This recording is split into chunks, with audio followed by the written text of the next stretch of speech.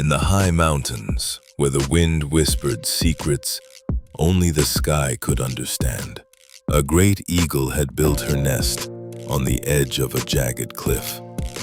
The view from the nest stretched beyond the horizon. Green valleys, winding rivers, and distant forests bathed in sunlight. The nest, made of sticks, feathers, and soft leaves, rocked slightly with the gusts of the wind, but it stood strong as it had for many years. In this nest lived an old eagle and her 3 young eaglets. 2 of them had broad wings and fierce eyes. They flapped and played and stretched their muscles, always looking up at the clouds with excitement. But the 3rd eaglet, named Aries, was different.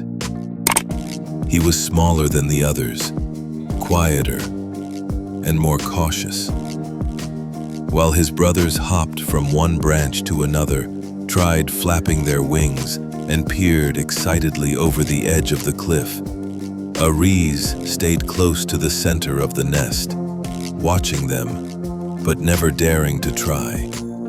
His mother watched him, never scolding, never forcing, only encouraging. "You were born with wings," she often told him gently, "not to hide, but to fly." But Aries couldn't help how he felt. The vastness below terrified him.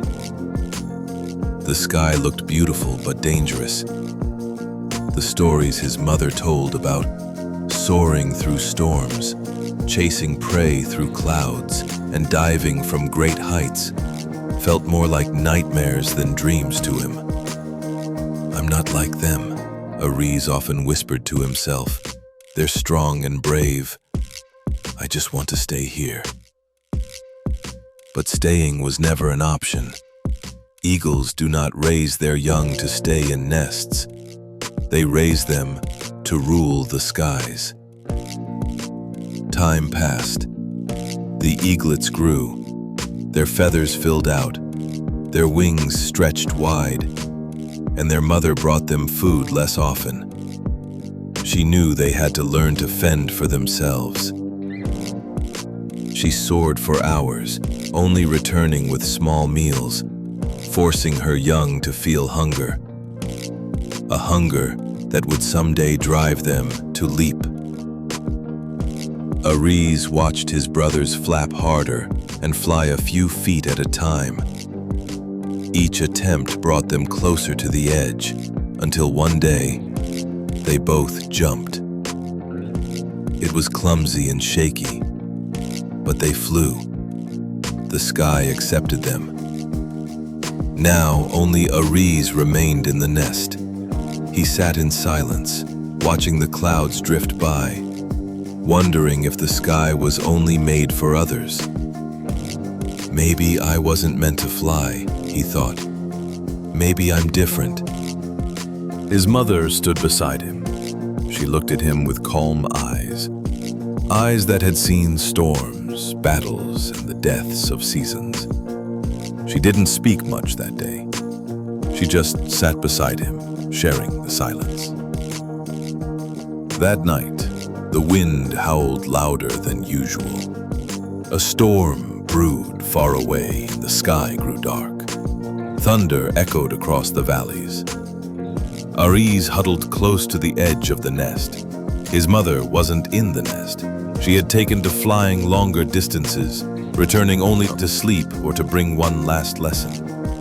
As the wind pushed against the nest, Aries felt the tremble beneath his claws. The world felt unstable. When the morning came, the sky cleared. The clouds were golden, and the wind was gentle once again.